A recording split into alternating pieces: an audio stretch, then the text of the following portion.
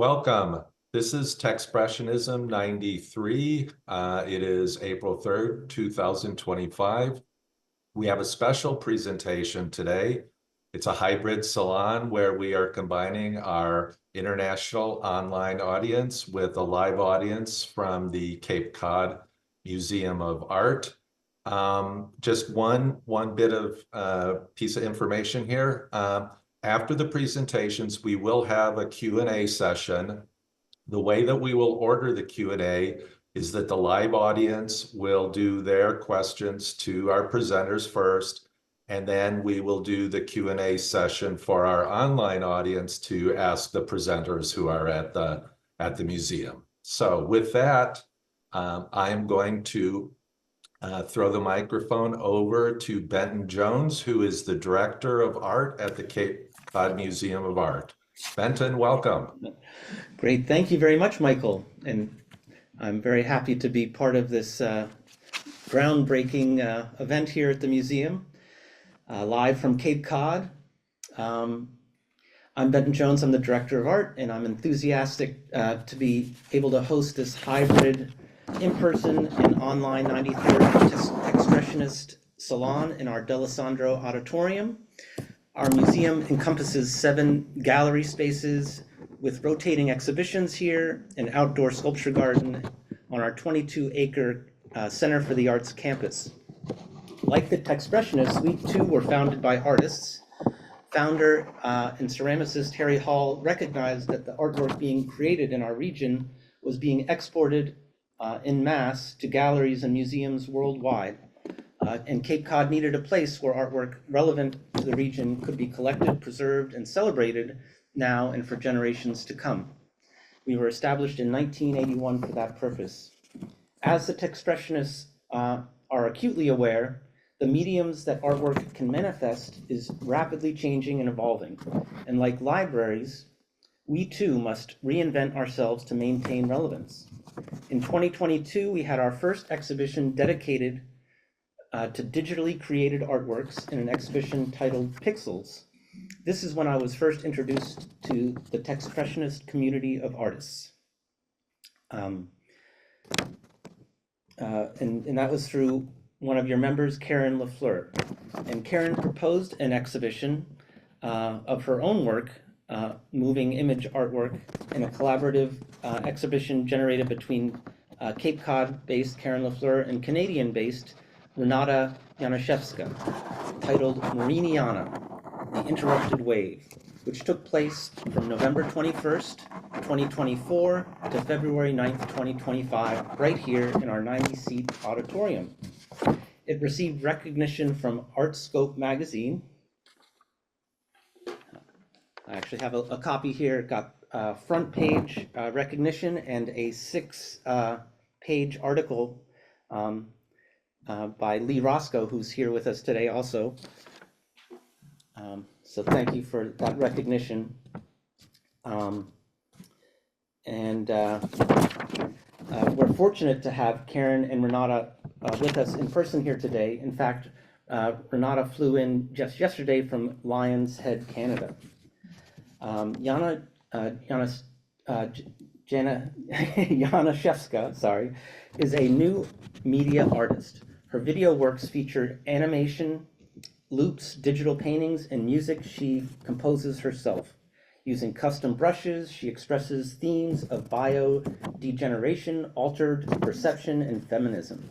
Karen LaFleur's moving image artwork explores the interplay between interior and exterior worlds, with a focus on adaptability. She reveals vulnerabilities in complex relationships and highlights resiliencies in her ever-shifting landscapes.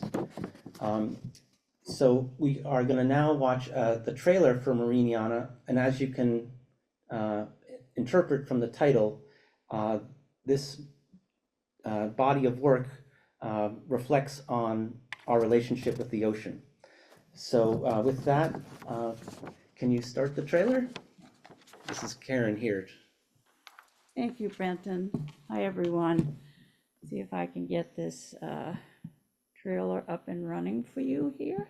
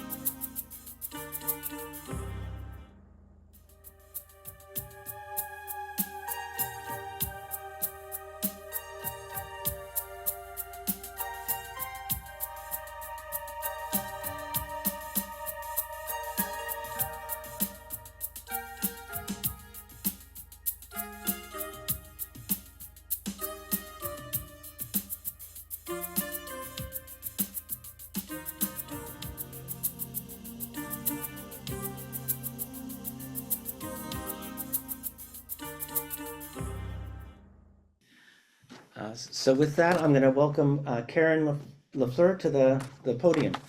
Yeah. Thank you, Benton. It's a delight to be here. I see all these faces in the audience, and happy to share Techspressionism with you. As the international community has been integral in the expansion and connection of artists using technology to come together through technology. And today is one example of us trying to do an outreach to the land-based art venues, because there's a lot of exciting artwork being done online, and we're trying to bring the two worlds together. I'd like to introduce, before we begin, our host, who's on the Salon, because Michael won't be presenting today, but he's sort of the master wizard for the Salon end there. Michael Pierre Price will be our host online. His work is pioneering synthesis of modern physics, neuroscience, and spirituality using advanced technology to create printed works of fine art inspired by an aesthetic that is both thought-provoking and unorthodox. Michael Pierre Price is here to us today from Arizona. Our first speaker that's going to come up today will be Colin Goldberg. Colin Goldberg got this whole ball rolling for all of us during the pandemic. He'll start to speak to you about its history. He has coined the phrase Techspressionism in 2011, and he is recognized for his role in developing this community of artists working with technology that forms the core of this international movement. So I will hand the podium over to Colin Goldberg.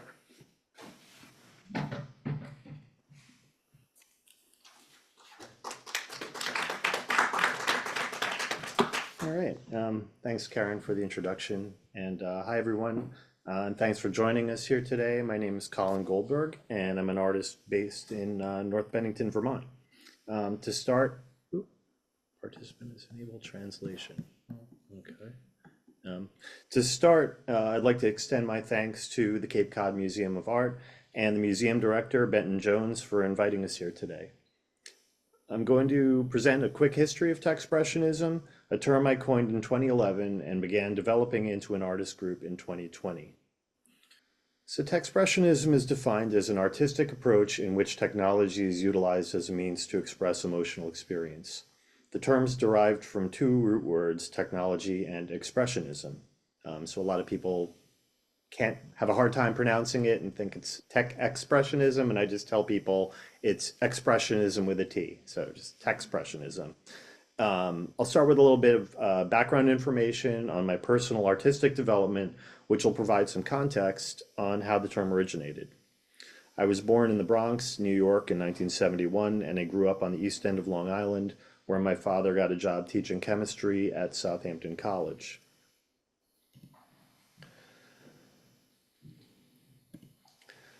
I loved to draw since I was a kid and got my start with computer art as a high school student in the 1980s with the Commodore 64. I created my first digital drawings using various input tools, including a light pen, which let you draw right on the computer monitor, and the Koala Pad, which was an early drawing tablet.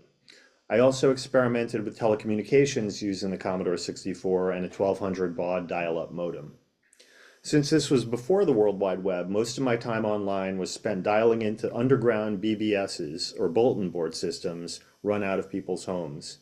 Most BBSs were run by nerdy kids like myself. They existed primarily for the purpose of trading pirated video games with other kids around the world, dialing into the boards by hacking the phone system since there was no web yet. These pirate crews created elaborate audiovisual intros to the cracked games, creating early underground digital art in what became known as the demo scene. I see the demo scene of the 1980s as a digital counterpart to the underground graffiti bombers of the time, and also a cultural precursor to the NFT scene of today. In the summer of 1992, I did an internship as a studio assistant for an artist named Steve Miller, who'd been incorporating technology into his art for years. His studio is a renovated potato barn in Sagaponack, New York, and was the former studio of the artist Frank Stella. 30 years later, we launched Techspressionism.com from the studio's front porch. That's Steve at the top left giving me the rabbit ears.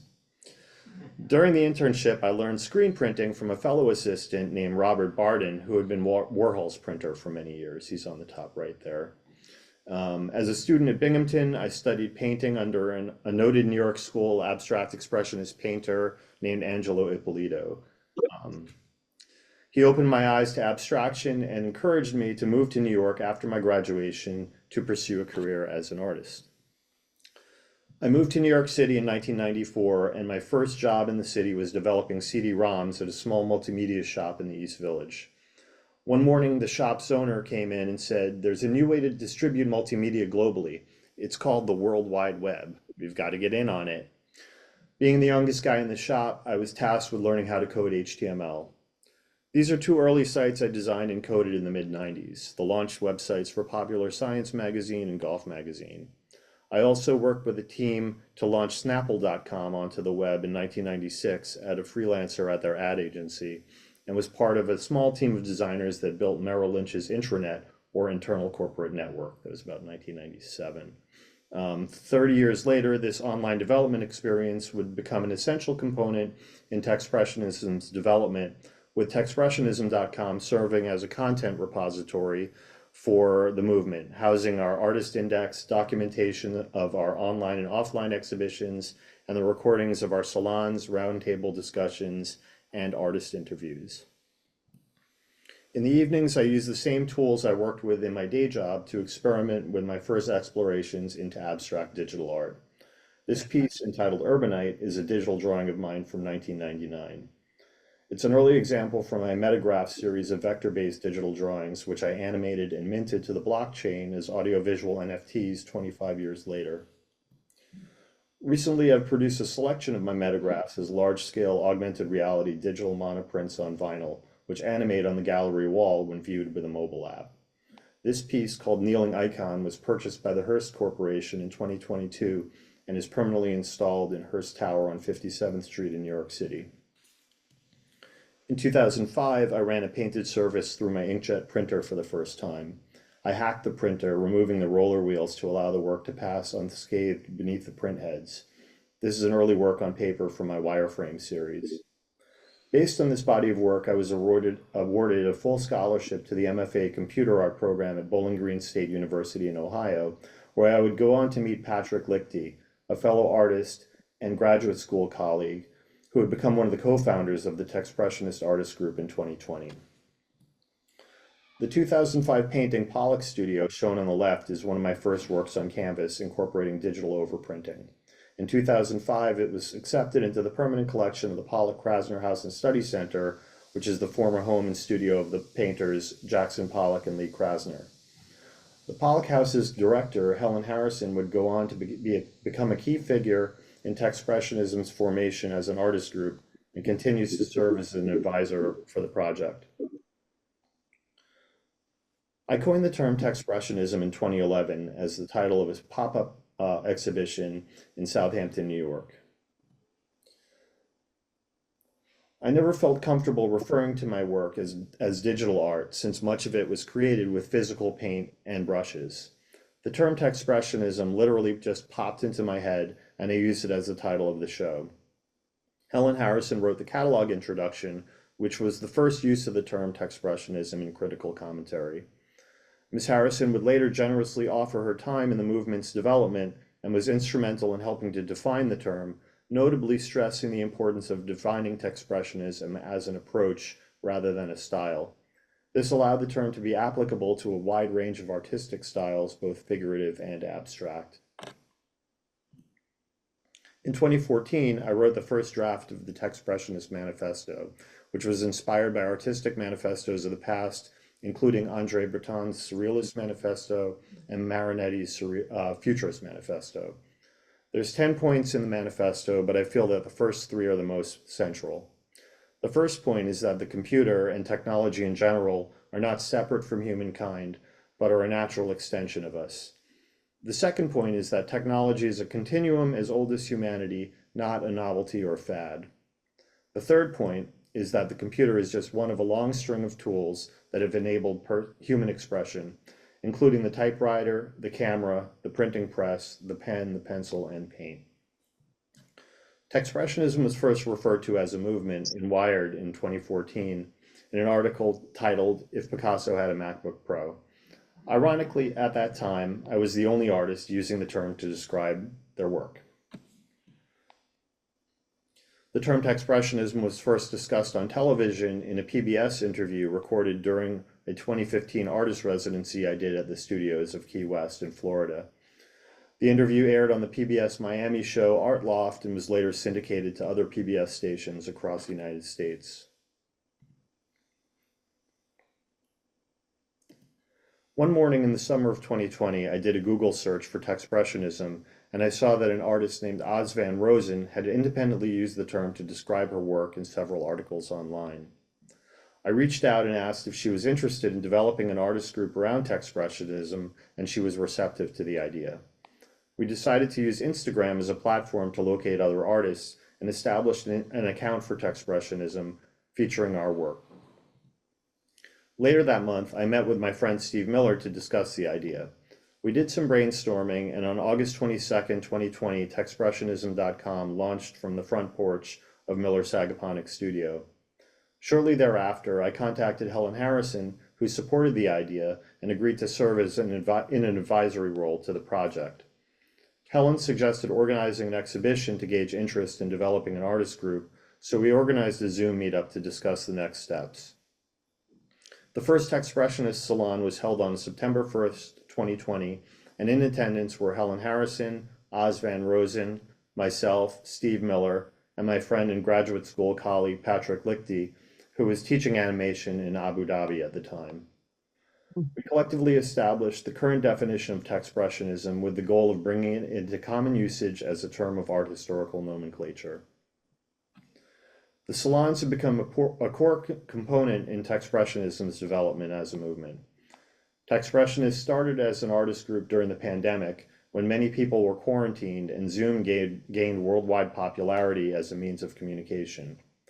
These meetups were inspired by the surrealist salons of the 1920s, in which artists could meet informally to socialize and discuss ideas. These international artist meetups include regulars from Canada, the UK, Iran, and Germany.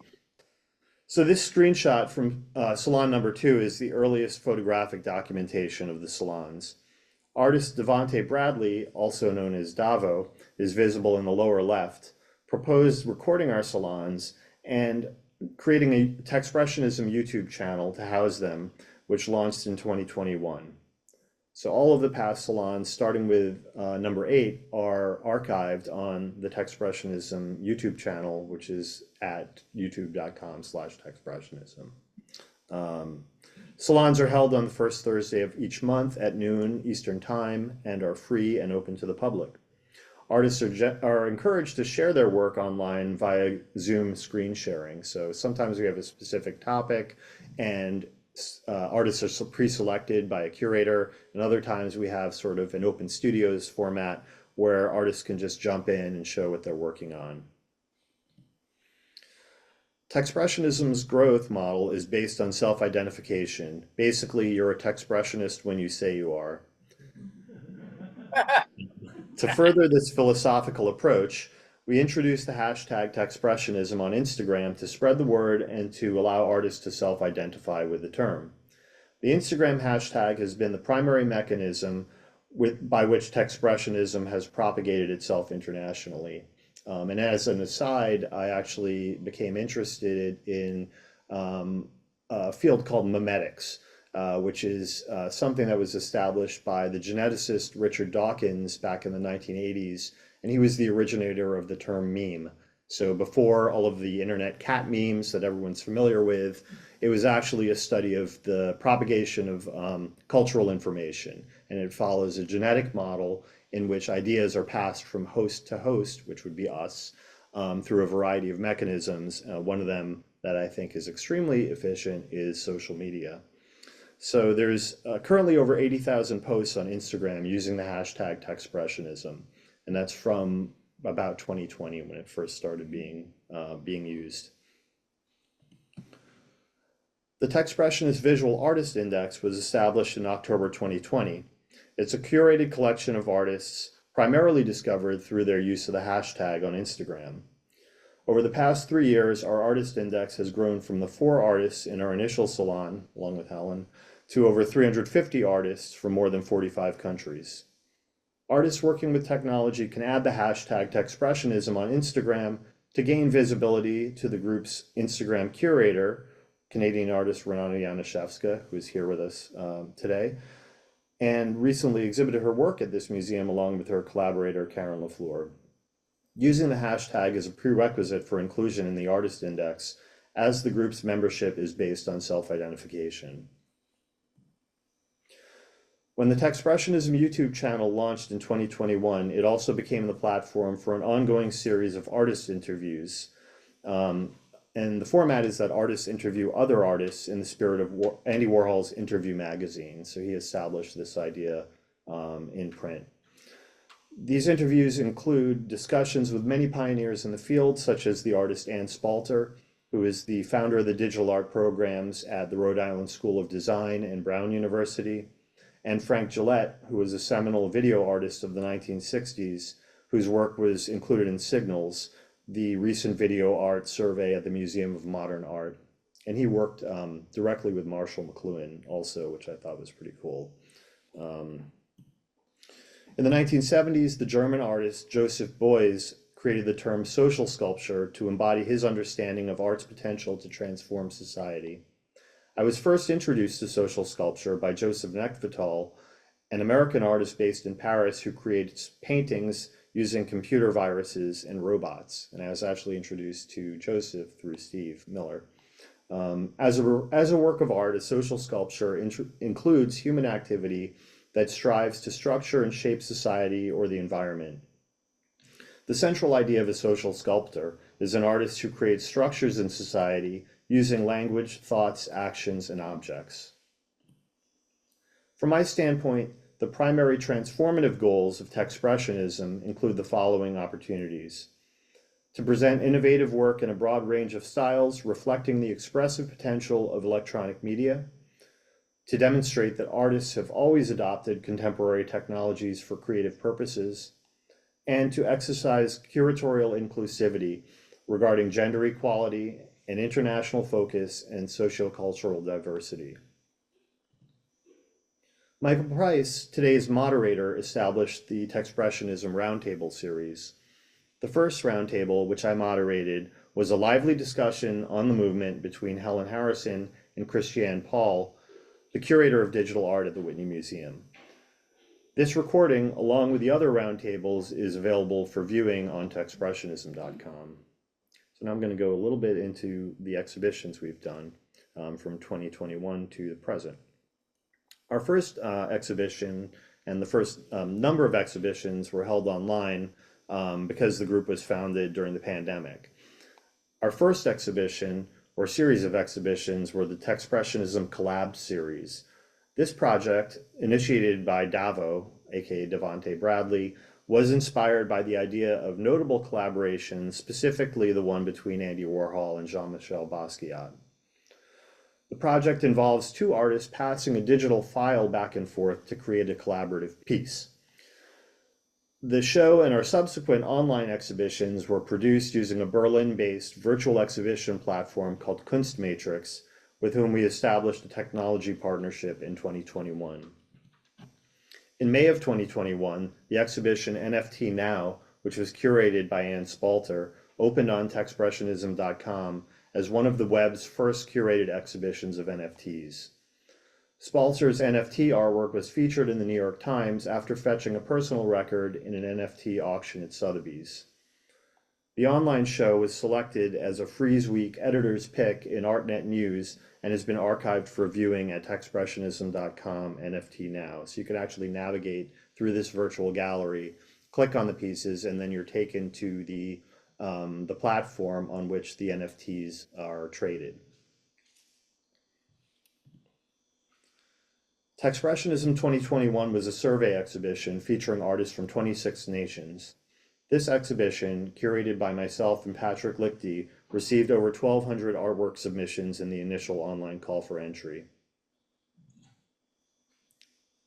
Techspressionism Digital and Beyond was the first large-scale physical group exhibition of Techspressionist artworks.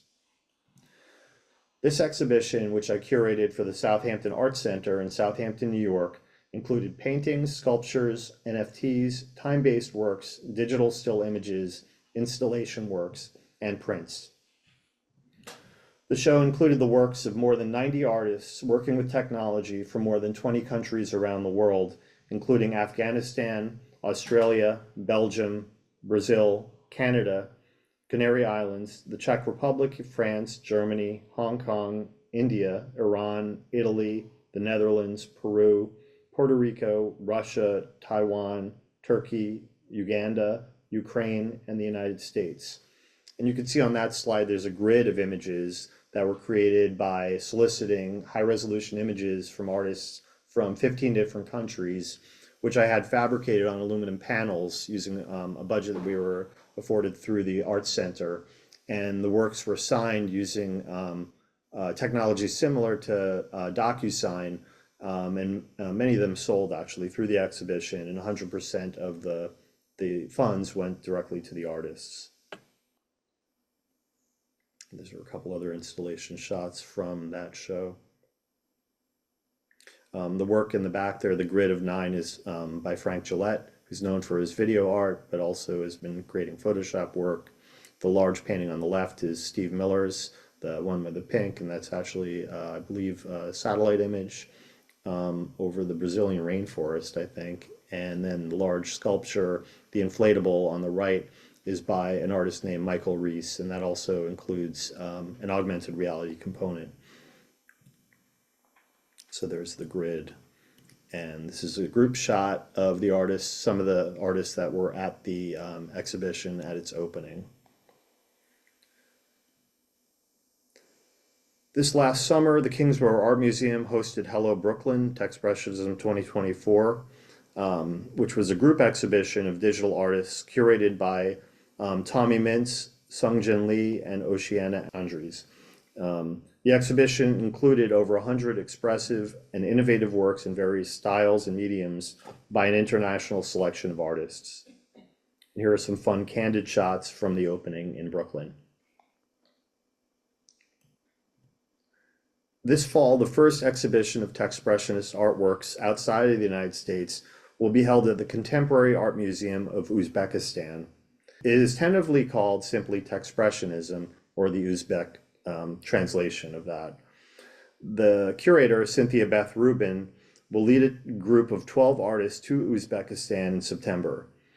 The exhibition will be opening September 3rd and will be up for 3 or 4 weeks. I'm just going to stop my share here. And we also have 2 upcoming shows opening later this month in Chicago and in Chelsea, New York City, which leads me to introduce our next speaker, the curator of Hello Brooklyn and Hello Chelsea, the New York artist Tommy Mintz. Tommy's work draws upon the aesthetics of street photography, digital culture, mapping, and performance. He's interested in the rapid pace of construction, displacement, and efforts of preservation, both in the physical world and the digital world. So with that, I'm going to sign off and hand the mic over to Tommy. Thank you so much, Colin.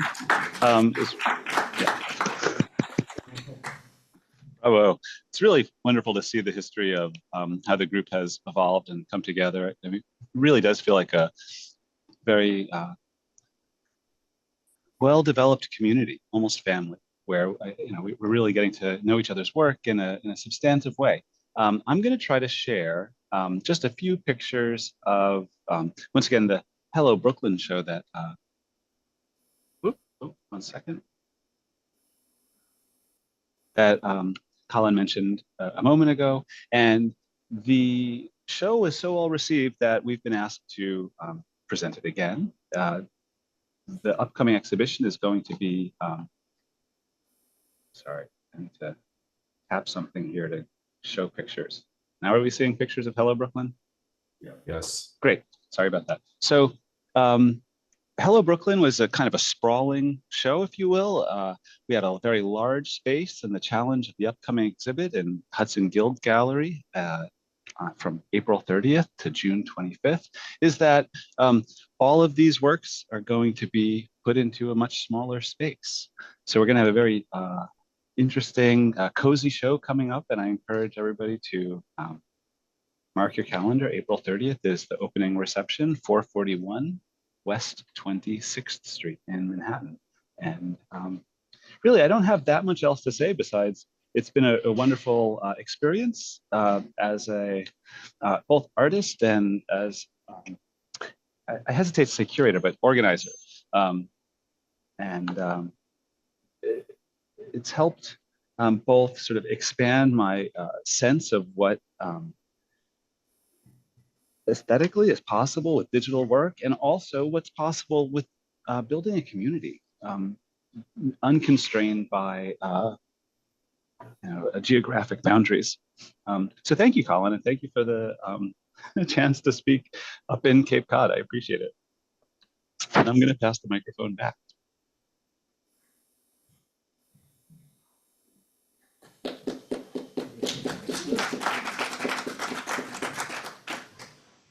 Thank you, Tommy. We'll be showing up next. I think it's Renata coming up next. And we're going to show you some samples of a show that Renata, myself, Colin Goldberg, and one other artist who's going to present online, Jan Swinburne. And also, we should thank David Bloom and the curator, Yuga Zhao, for this show. It's in Chicago. It opens at the end of April. Take it away. Oh, okay. You want to put the trailer on? Okay.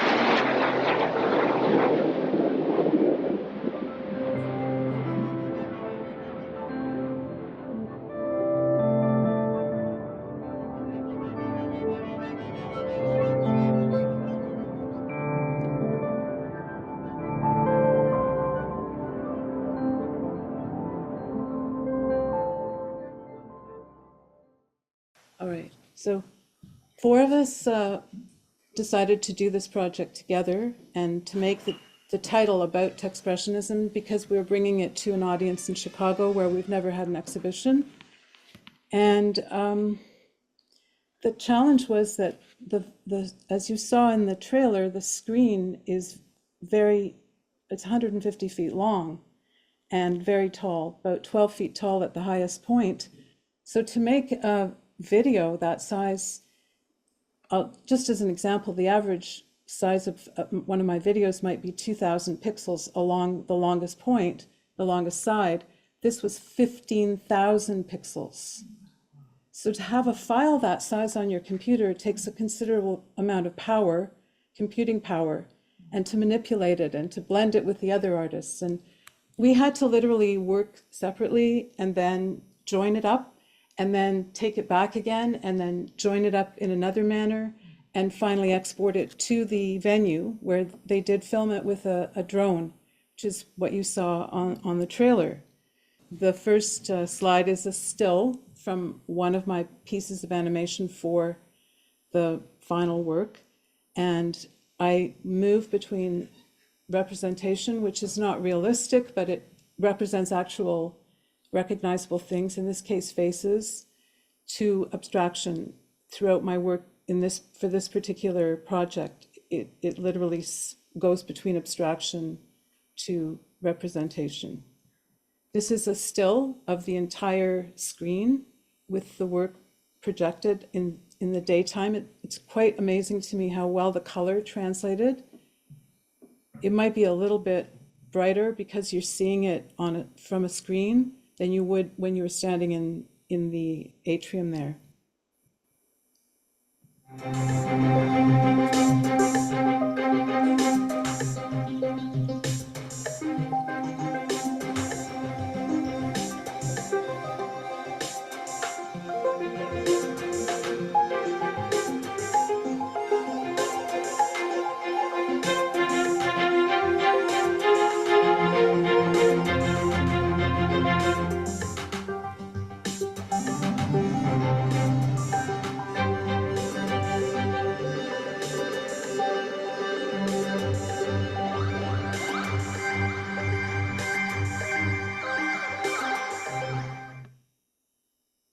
That was a section of the 2-minute piece of mine with my own original music.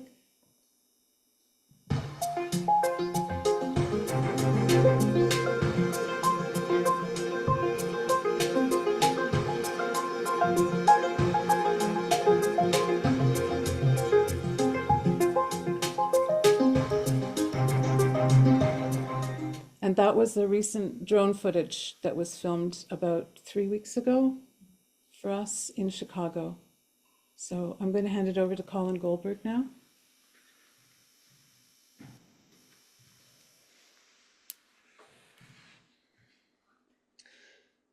Okay, so my piece is called Interior Landscape, and when I was a graduate student, we had to do critiques, and I often struggled with that because I didn't really know how to come up with an explanation for my work. So as I said before, as an undergraduate student, I studied under this painter Angelo Ippolito, and when he was asked by the students, what his work was about, he just responded, "It's about paint." And I found that answer both frustrating and liberating. It fully allowed me to embrace abstraction without a need for explanation. And there's a saying, I'm not sure exactly who said it, but that the viewer completes the work, which I really like. Years later, I related my professor's response to Marshall McLuhan's favorite phrase, "The medium is the message." My artistic process draws upon the surrealist practice of automatic drawing, which aims to produce art without thought or intervention from the conscious mind. Each mark, color, and motion is influenced by the sum of the previous ones as the work develops organically from the subconscious. When I look back years after a piece is completed, I can often understand it more clearly when I see it in context. Techspressionism is an approach that provides me with a glimpse inside myself through the oracle of technology. This line of thinking led me to the title of my piece in this exhibition, which is Interior Landscape. One thing that I find particularly attractive about abstract art is the variety of interpretations it can generate. I closed with this. In the words of Marcel Duchamp, a work of art is completed by the viewer. That's who said it. What do you see in it?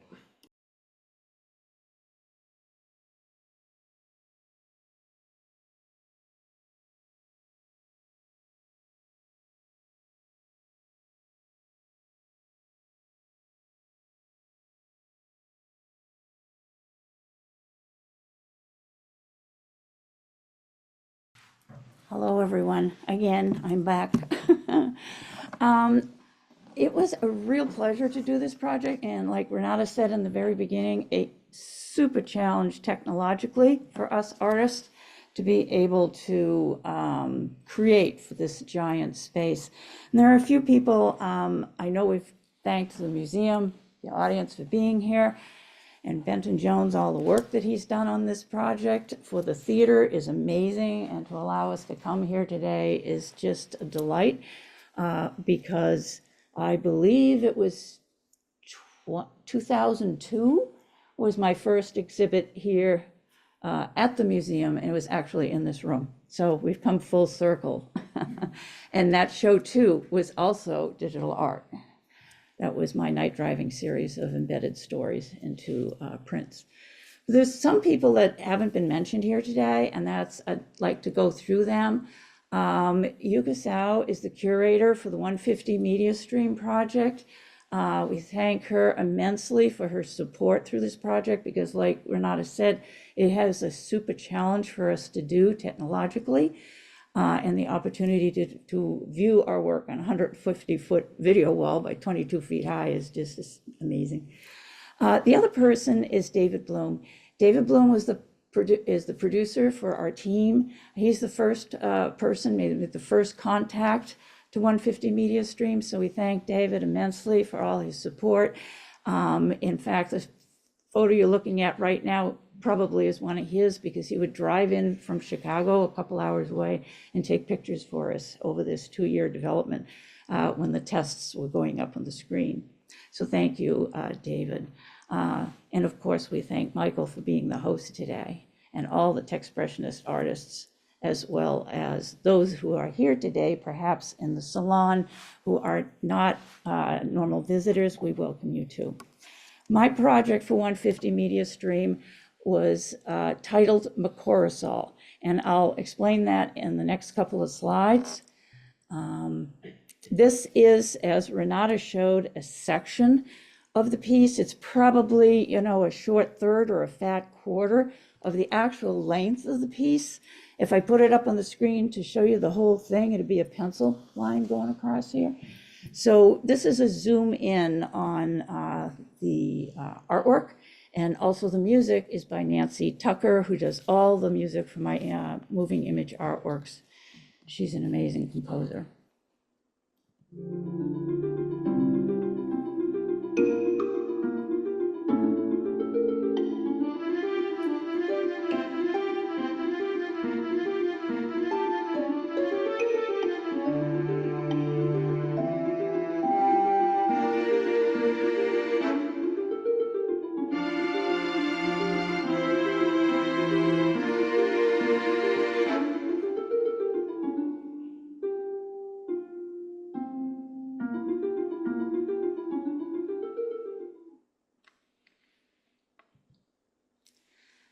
The slide you see here is going to explain Macorosol. On the top right, these little white drawing lines, those are actually mycelium, and they're little tiny roots in all our soil, under every plant, that attach themselves to the roots of a tree or a plant and literally extends their root system. And when I was thinking about what is Techspressionism to me, it's the art of being able to communicate with people and to be able to discuss ideas and make these connections that just keep growing. One root connects to the next, to the next, to the next. So the red lines you see dancing across your screen are my abstract interpretation. They literally grow across the screen on the piece, but the piece comes into 150 Media Stream, black screen, and the silver disc you see down there on the lower left runs across the screen all the way up the 150-foot, backs up a little bit, and then presents the piece. So here's the beginning here in slow motion, very slow motion, so that you can see how things are actually growing as they come across the screen.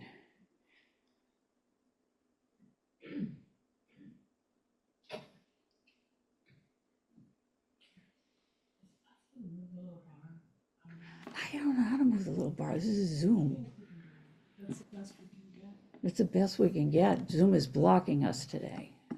Oh, look, it's making me do it. Wouldn't let us advance last time. Thank you. It's annoying me too on the screen.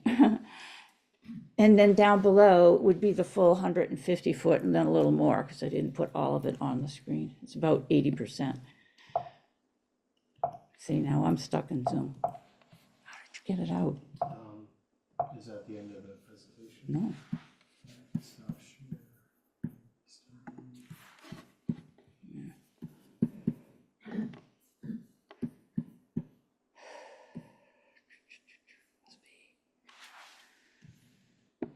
Is it this one? I'm trying to find the presentation. Oh. That's what I'll do. Try it again. Hang on, guys. We're we're balancing about 6 technologies here. And let's see if I can go back to Zoom and trick Zoom into see. Now, you got to trick it so it sees it again. Okay. Play.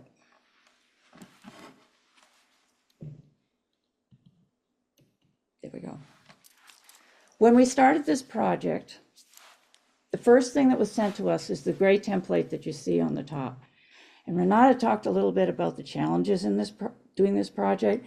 And, you know, when we got these file sizes, of course, we were all concerned about that. But then we realized that some softwares, we can type in 15,360 pixels.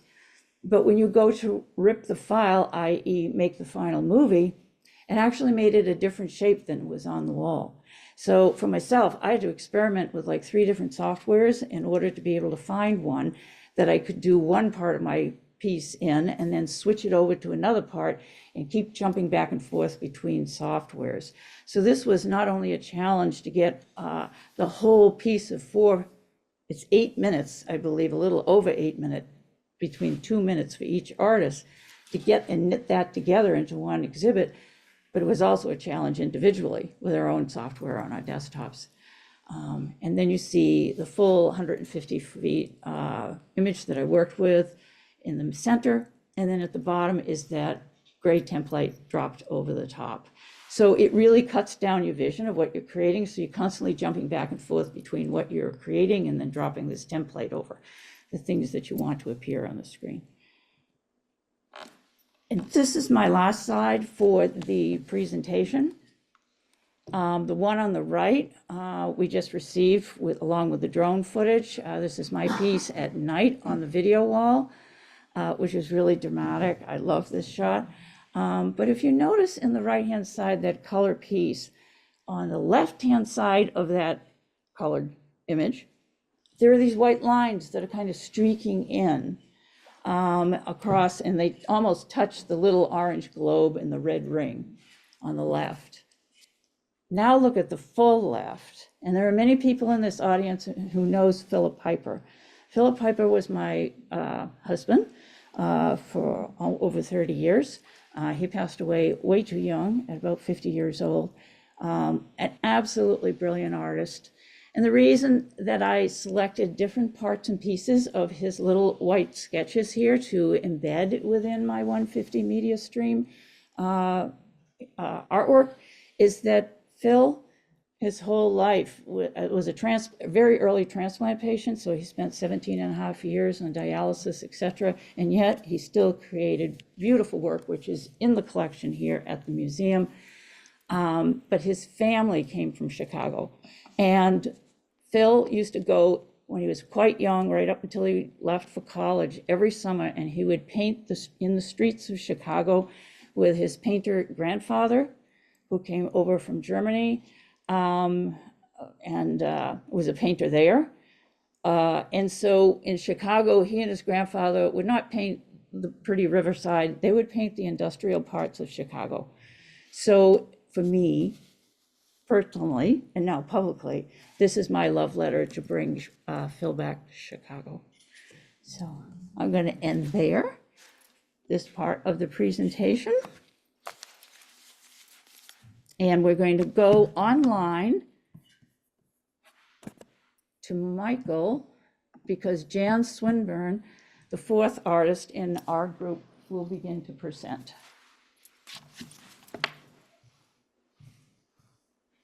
Thank you, Karen. So I want to introduce Jan. Jan Swinburne's intermediate practice overlaps images, sculpture, and experimental moving image art in 2 streams: gallery-oriented exhibitions and time-based experimental forms. Her thematic focus revolves around speech, language as landscape, degenerated and regenerated images and sounds. Jan lives in Toronto. Welcome, Jan. Hi, Michael. I'll just pull up my screen share and hope it works. Okay, so my piece, I thought maybe I'd talk a little bit about my work and how this came about. I'm interested in making the invisible visible, and that's something that technology can definitely help with. So Sonic Flight is an iterative project that began with an image of the sound of a warjet, a waveform that flew over my house. And it was shocking to me that the waveform actually looked a bit like the jet plane. So that made me very interested in sort of translating this. And so I used that project for the 150 media stream. And you can see here, one of the shots of the process is still, and you see this form, and this is the actual sound of the jet going over that I've translated numerous times, which I think I'm going to take you right to the end and then hopefully go back and show you how this was evolved. I was interested in it, the fact that it was a war jet too, and like translating something in that manner in the context of this large scale thing where you'd have kind of this peaceful experience of something that is usually kind of boggling and sort of disruptive. So I'm just gonna shoot ahead to, okay, this is a detail of what one of the original iterations, and I just wanted you to get the close-up view of the feathery sort of things happening and that motion that won't be apparent unless you're actually at the site. So it's just kind of a nice detail of sort of how this goes. This one is, I exhibited here in Toronto, and it's Sonic Flight hover in place. And I'm gonna go back to the beginnings. Actually, I wanted to show you where this started. Okay, this is the image of the jet that flew over my house. And this is exactly what I've taken and then translated first iteration and into a still. And then I think this moves, if it will go, maybe. Nope. Oh yeah, there we go. And that was like an early iteration of just the animation and getting it going. And then this is the second transformation. Let's see if this, where it's a little bit more refined.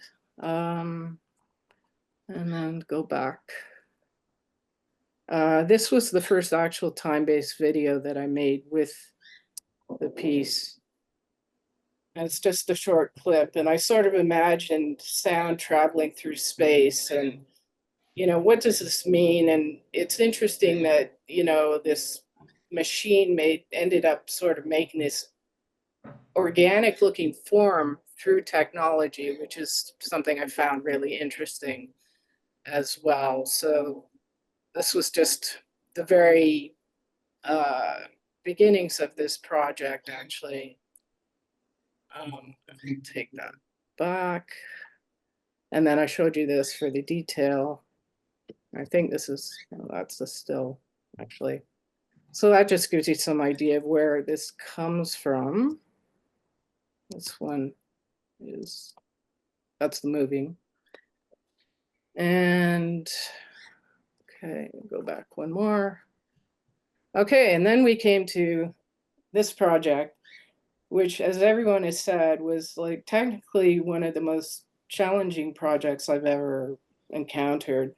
Also working at a distance and not just being able to pop down and see how the screen would translate the image, but this still sort of captures some of the nice details. The LED sort of washes out, I think, some of the yellow colors, but it's hard to tell because I'm seeing everything translated and translated and translated, which actually kind of fits with this work, because it is multiple translations of this image. I also did the soundtrack for this as well. So there's the actual, in the very beginning, the harsh jet sound, and then translates into this image of, you know, this slow travel across time of this thing. And, you know, hopefully it is a very peaceful experience for people, and it's just something calm and kind of mysterious for the viewer. But as Colin said, you know, they complete the work. And this is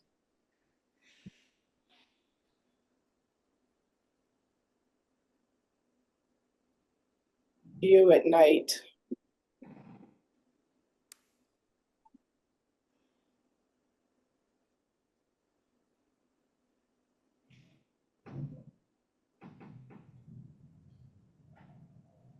And there's, again, a still at night. Sort of gives you an idea of the scale as well, which is always a good thing. And I really considered this space too, because that was another interesting challenge with this project. Because of the building that it's in, there's a lot of considerations as to the management and what the management and the clients or members or people who work there can also live with for 2 months as well. So there had to be sensitivity towards the space, and sort of, you know, how activated or unactivated the sound quality, whether things were moving quickly or not, which was all really interesting from my point of view to work with technically, and it took a while. So I think that's it for me. Just escape and stop my share.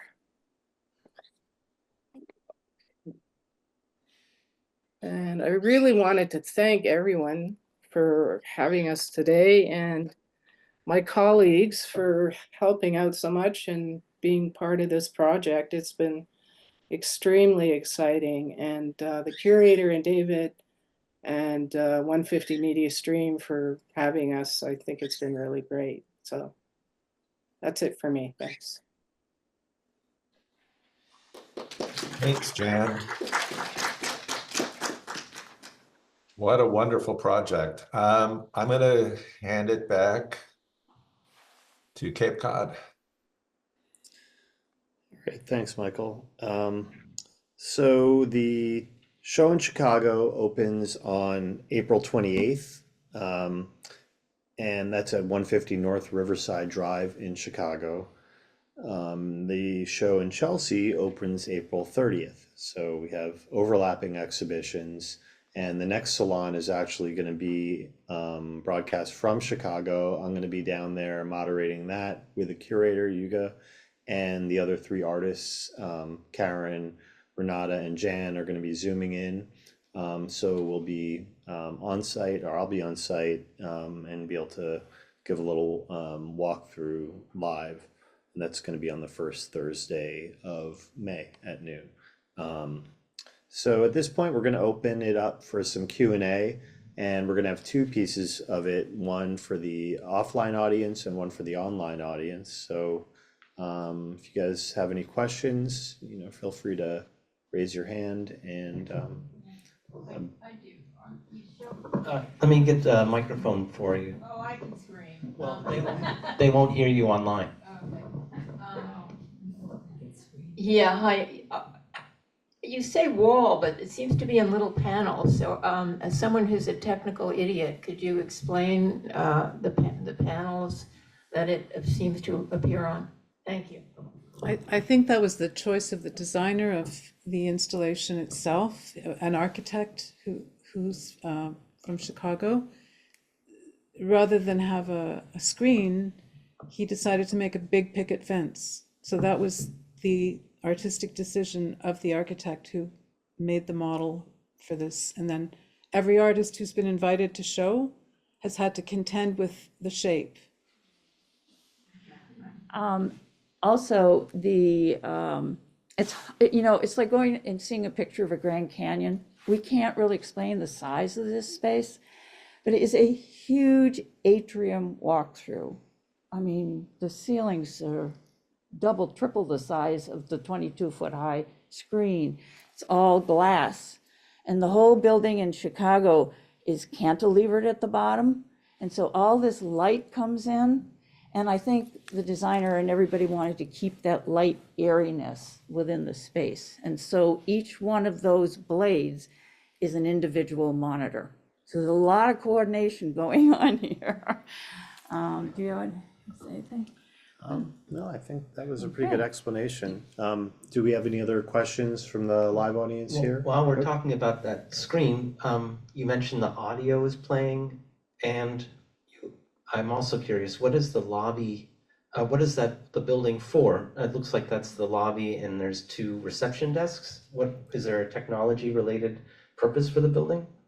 I believe it's mostly businesses that are housed there, corporate clients, and they're actually the people who fund the exhibition platform, like paid for the screens and the setup and everything else like that.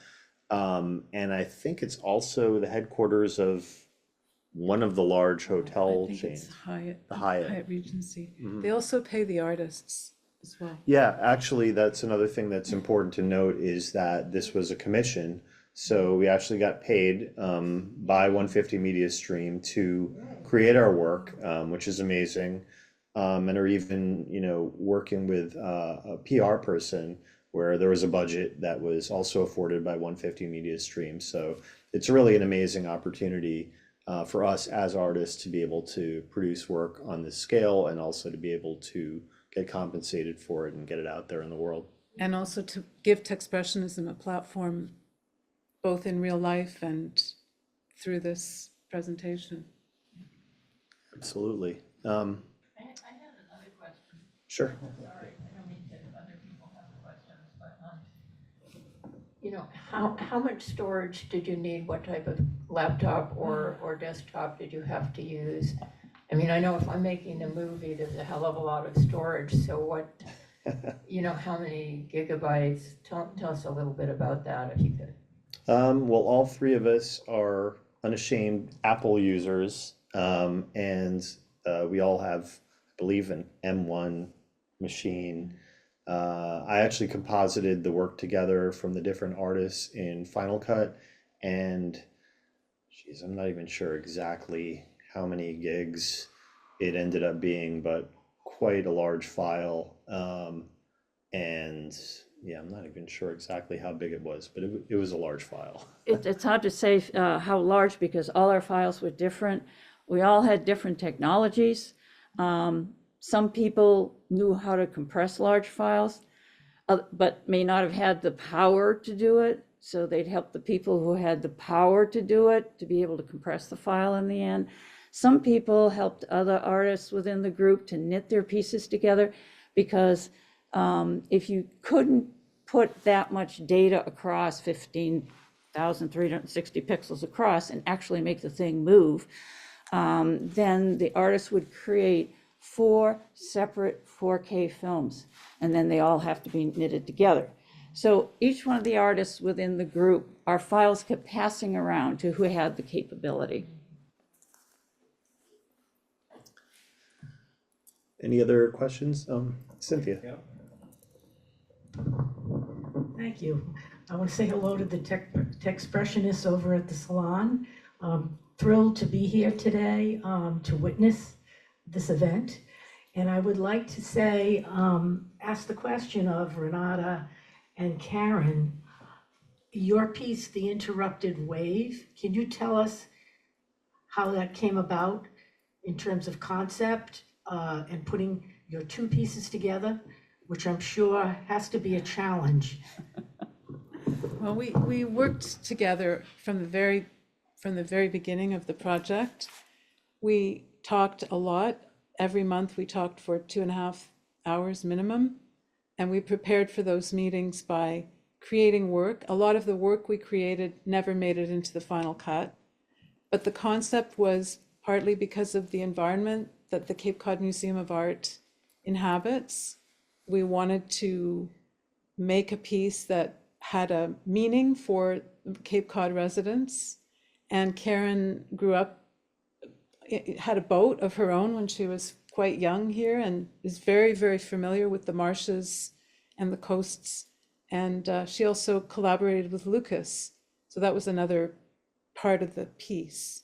So we had to decide, I would do myth, I would do, Marianiana was the ocean seen through the lens of mythology, and Marianiana for Karen was seen through the lens of science. And I think you know a little bit about that part. Yeah, we came together, a couple of things. When Renata and I were putting this together, it evolved. Benton knows this. It took a while to come to a theme because we wanted to create a piece that wasn't separate, but was an actual whole concept. And you kind of think like when you look at the beach, you know it technically. I mean, you know the moon pulls the tides and all of that. But if you jump off a boat in the middle of the ocean, there's that mystery, what's down there. And that was the side that Renata was working with, the emotional side. I was working on the science side. So it's kind of an umbrella of our own reactions to the ocean. I also worked with a group out of Rhode Island. The Rhode Island Art League has a program called Synergy. And Synergy, once a year, matches artists and scientists together. And you work with the scientists all year long. You study, you know their technologies, what their whole projects, and then you interpret their projects and their data, which is not easy. Cynthia's part of this project too, that just asked the question.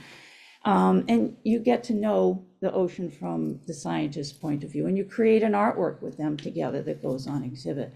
This is where Lucas Tanza came in, and I worked with Lucas Tanza on eddies and water body boundaries, where we look at the ocean, it looks like one large pond of water, but it isn't. There's separate water bodies. And along the edges, little eddies and whirlpools start. And there's nutrients and things that cross on these little whirlpools. And that's what they're studying. So when you saw the trailer, you might have seen swirling motions. So that's from Lucas's study. I also want to note that the person asking the question is Cynthia DiDonato, who's also an active member of the group, and Cynthia, along with another Cynthia, Cynthia Beth Rubin, who's curating and leading the show to Uzbekistan.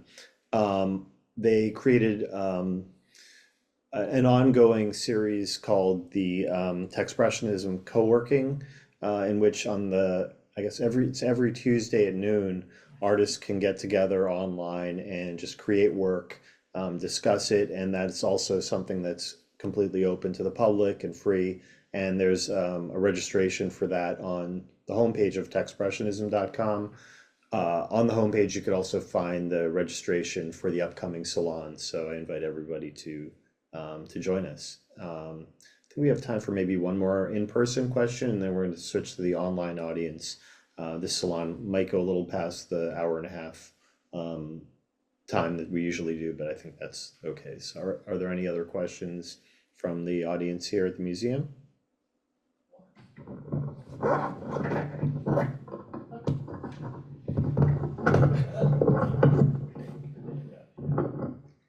I was just curious about, first of all, the work is fabulous and beautiful to all of you. Really incredible work. What various softwares are you working with for animation? And just curious because it's so involved and intricate. Well, I'll start, I guess. In my piece for the Chicago show, I use a program, primarily a program called Adobe Animate. So the initial drawings were done in Illustrator, which I use for pretty much all of my work. And then that easily imports into Adobe Animate, which is actually the current incarnation of a program called Flash, which became popular in the 1990s for web animation. So that same program, evolved into what's now Adobe Animate. But they're basically the same program, and that uses an approach called tweening, in which the different elements would be positioned in a certain way, and then down the road in the timeline, you can move them, and it creates all the movement in between. So that's what I used. I start all my work, all my moving image work starts with a still painting. So I make my still paintings on an iPad Pro with a stylus using software called Adobe Fresco, which, by the way, is a free app. You can try it. It's in the App Store if you have an Apple device. And no, I don't. I'm not getting paid by Apple. But that's where it starts. And then I put it through software, different types of software, Kino Glitch, Effect, Glitch, and I move them in and out of them. So it might pass 3 times or 4 times until it gets into the editing software. And that's where I finalize it and I add the soundtrack. And for my process, it's totally different. I start with a drawing, and then the drawing goes into Photoshop. Photoshop is where all the color work happens.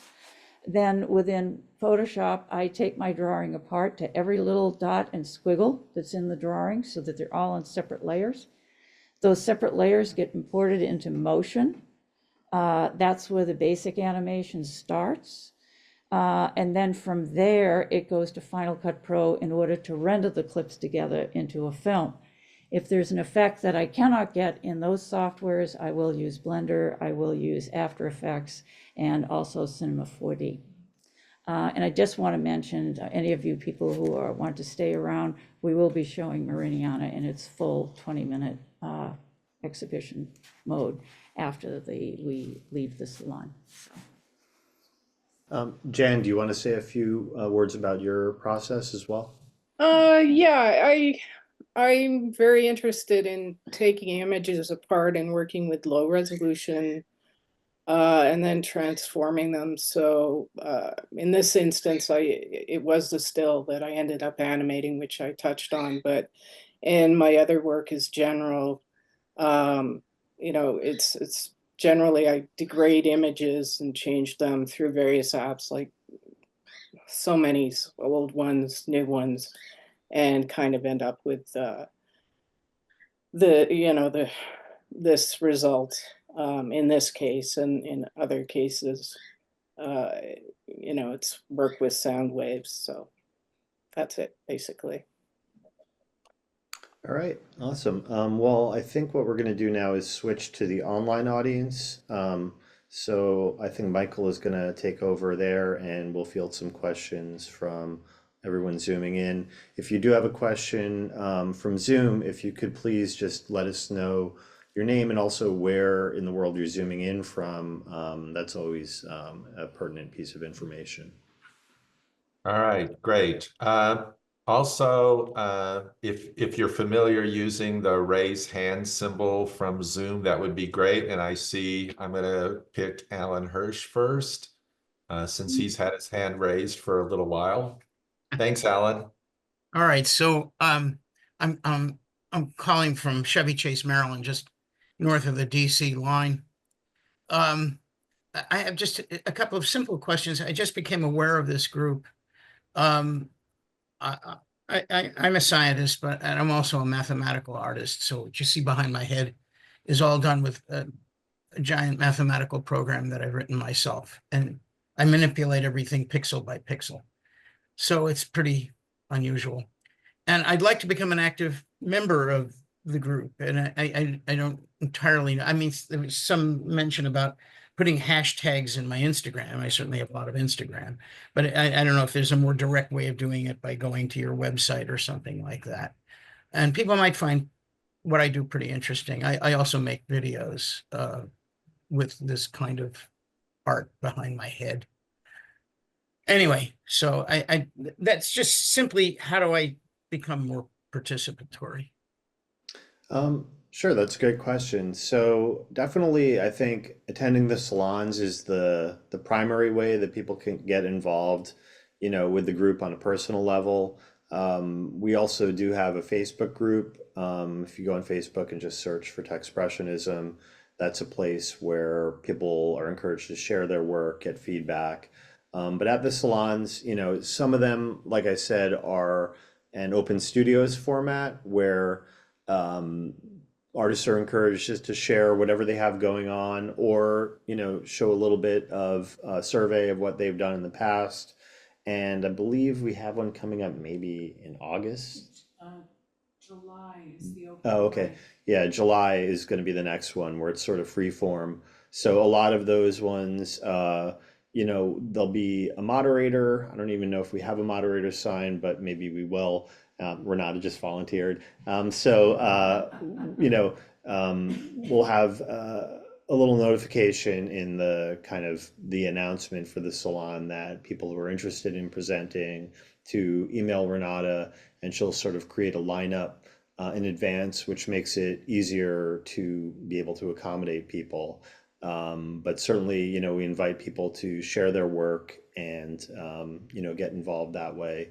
So there's also, I believe, on the website, a tab called Community that also includes a bunch of different ways to get involved with with the group. So I'll just say one more thing. I've got a digital piece in the Dreamscapes show coming up at the museum where you are. Oh, My work right in the museum. fantastic. Well, that's awesome. Yeah. Very cool. And I think that after the Chicago Salon next month, that's when the Open Studios is going to be, and the one after that, I think, is code-based work, creative coding, yeah. And the artists for that one have already been sort of curated by Renata, and that should be a really interesting salon as well. It's artists working with algorithmic art and things of that nature. So. And I'll make a plug for the co-working group as well, Alan. It's a really dynamic group, and you can come. You don't have to come all the time, but it's every Tuesday, noon Eastern, and it's great for experimenting. That's kind of what I use it for when I show up, and I try to make it as often as I can. So that would be another thing that I would suggest. Is there a particular link? I mean, this link? I mean, how do you get in? If you go to the Techspressionism website, Okay. there is a link for the co-working group there. And if you sign up, then basically you'll be sent an email with a link to the co-working. Okay, thank you. Sure. That's right on the homepage. If you scroll down, you'll see a section, virtual co-working. And thank you, Michael, for bringing that up. That's actually a really great way to get involved. And that's a small, tight group of artists that are kind of regulars there. So Yeah, that sounds perfect. Thank you. Cynthia Beth Rubin, did you have a question, or were you going to mention the co-working group? Yeah, I was going to say exactly what you said. So Okay. thank you. Thanks for doing it so well. And one other thing, Alan, that just came to mind is that, if you have any ideas about activities like maybe putting a show together or creating some other kinds of initiatives, like that's certainly encouraged. All these different things like the co-working and the show in Uzbekistan, Tommy's exhibitions in Brooklyn and Chelsea were all things that they just came up with and organized themselves. So people, and I personally encourage people to be proactive, use Techspressionism as a way to put things together that you're interested in. So. Thank you. Any other questions? Anyone? I see that Patrick is here. I don't know if you want to say a couple words as a co-founder, but certainly invite you to introduce yourself. I think you're muted, Patrick. Oh, okay. Yeah. Hi, I'm Patrick Lichty. I've been in digital media for how long, Colin? Maybe 30, 35 years. I'm not sure. So longer than I've known you, that's for sure. Okay. Okay. Yeah. And well, maybe I don't know. But yeah, Colin gave me a call and said we'd known each other for a long, long time, since mid 2000s. Said you like collectives and that, and said and actually it's kind of funny is that one of my early influences was Vasily Kandinsky, one of the original expressionists and that sort of thing. So he said, what do you think about something that addresses expressionism and digital art and that sort of thing? And I said, yeah, let's give it a shot. And although a lot of my school schedule doesn't allow me to be that active in that sort of thing because it's usually during the times of the salons and that sort of thing, it's really kind of interesting how this project has, ballooned as much as it is. And I think it kind of says, a lot for, you know, I'd say people's generosity. I don't know. What do you think, Colin? Well, one thing that I think is really interesting that you've brought to the group is this idea that Techspressionism could be thought of as a fourth wave of the expressionist impulse. And I think that's a really Sure. good way of framing it, if you want to just mention Yeah. your Yeah. ideas. I mean, yeah, if we think about it, so, when we put this thing together, I say, technological expressionism. To me, I thought, okay, is this something new or not? And on one hand, I said, because we're using something that uses the language of, of art history, I said, probably isn't. And then if it isn't, then how can we think about this? Is that, if we can think about this from, the original time of, the expressionists like Kandinsky and Kirchner and Munch, the Scream, and then going forward to people like Jackson Pollock and Ad Reinhardt and that sort of thing, a second wave with the abstract expressionists. And then the 1990s, with with the third wave expressionists, the neo-expressionists. The thing is that, thinking about the idea of wanting to engage us again, from a certain perspective, I think it made sense to me to, that this was something that was drawing from all of these things, whether people thought of it as I really kind of thought more of a community than a movement, but the thing is that there was this intention of having, this tie to, expressionism as such. And in that way, it says, well, it seems to be that, this has been going long enough and it's large enough, that, it's definitely something that, ties into that tradition and tries to move it into, its next wave, So that's my position on it. Thanks, Patrick. It's really, I think, very compelling way to look at it. And, I was always uncomfortable with this idea of using that term movement as well. It made me question, what is that? What does that mean? I remember asking Helen Harrison, what do you think constitutes an art movement? She said, well, movement implies momentum, and she said, you guys really clearly have some sort of momentum. So I thought that was interesting. And also, what I could maybe consider to be the movement piece of it is something like the hashtag being spread online, where there's a core group that meets on these salons, and that's kind of the community and the artist group. And then there's all these other people, adopting this term for themselves who might not even know that there's a community behind it. So I think that, it's multi-layered. And I also see Steve is in here too. Steve was at the original first salon, so I also would like to invite Steve to pop on and say a few words if you'd like, Steve. Hey, Colin, thanks. Listen, I don't have much to add. You guys are really well organized. And, the way this has grown from, our conversation on the front porch to this really fleshed out international community is nothing less than amazing. And, just happy to be a part of it. And, I've made some friendships in this group and really happy to see where this is going to go, and it seems to keep expanding. So movement, I think, is really appropriate. It is a movement and there is momentum. And thanks so much for inviting me. Awesome. Thank you, Steve. So I think maybe Yeah, I think we'll go to Benton now, has some words he'd like to say to finalize us being here. And I invite people to stay after if they wish to see Meridiana. So go ahead. Great. So I opened up here today, so I'll close.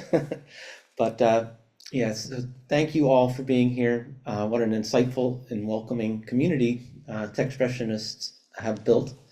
I love the fact that it's a self-identifying group that really is the most inclusive way to be. So I think that's just a great way of being inclusive and not keeping it just for yourselves. I did want to mention that Karen LaFleur, we're going to use one of her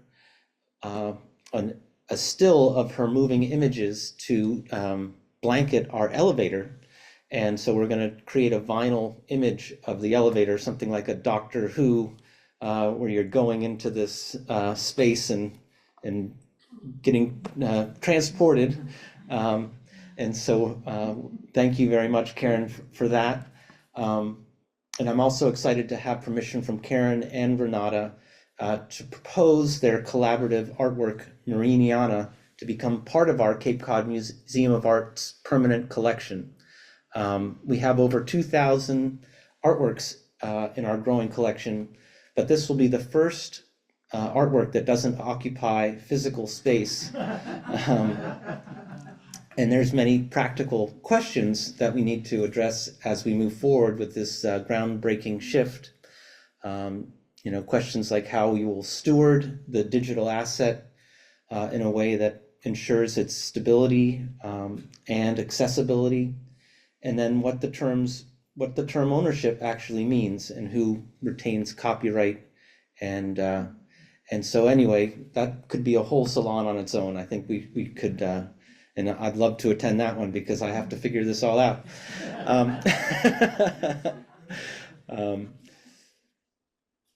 So yeah, with that, I think we'll close up the conversation for today. And I really do appreciate people traveling from afar to get here and everyone in the online community. And I look forward to being part of it. Thank you. Thank you, Ben. With that, I am going to end the recording, but all our online attendees are welcome to stay for the after party. So thank you, everybody.